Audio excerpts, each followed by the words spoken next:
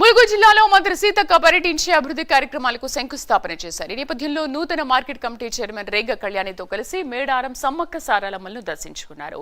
అనంతరం ఏటూరు నాగారంలోని చింతలమూరి గొత్తికోయగూడెంలో విద్యార్థులను రాన్ star sporty foundation సహకారంతో దత్తత తీసుకున్నారు.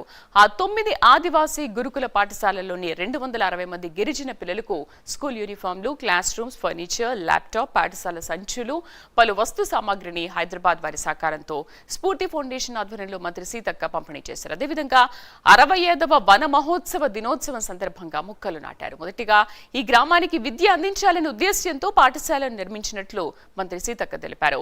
త్వరలో వాగుపై బ్రిడ్జి నిర్మాణానికి శంకుస్థాపన చేసేందుకు మరలా వస్తామని మంత్రి సీతక్క తెలిపారు.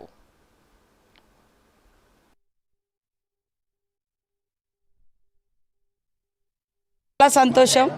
ముఖ్యంగా ఈరోజంతా కూడా మరి మారుమూల గూడాలలో పర్యటన సాగించడం జరిగింది. నేను, కలెక్టర్ గారు, మా చైర్మన్ గారు, గ్రంథాలయ చైర్మన్, మార్కెట్ చైర్మన్, అదేవిధంగా వివిధ ఎన్జిఓలతోటి, స్వచ్ఛంద సంస్థలతోటి కూడా కలిసి ఈరోజు గోవిందరాపేట మండలంలో ముట్లగూడెం గ్రామంలో ఆడ ఆదివాసీలకు దొరికే అటువంటి పారేటాకులతోటి మరి ఒక మహిళా సంఘాలు అందరినీ యూనిటీ చేసి ఫారెస్ట్ అధికారులు, అదేవిధంగా పిహెచ్సిసి అనే ఒక ఎన్జిఓ సంస్థతోటి కోఆర్డినేషన్ చేసుకొని రన్ స్టాండ్ సంస్థ వారి సహకారంతో మన పారెటాకులతోటి ఇస్తారాకులు కుట్టేటువంటి మిషన్ కూడా ఓపెన్ చేయడం జరిగింది.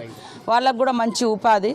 పబ్లిక్ కూడా మనం ఏం చెప్తున్నాం అంటే ప్లాస్టిక్ అంటే మంచి అడవిలో దొరికేటువంటి మోదుగాకులు, మన పారెటాకుల ఆకులలో అన్నం తినడమే మంచిది. కానీ మనం అందరం కూడా ప్లాస్టిక్ దాంట్లో తిని అనారోగ్యం పాలవుతున్నాం. అదే కాకుండా మారుమూల ఒక ఆదివాసీ గూడెంలో మహిళలకు కూడా మేము ఉపాధి కల్పించడం చాలా సంతోషం. ముఖ్యంగా ఈరోజంతా కూడా మరి మారుమూల గూడాలలో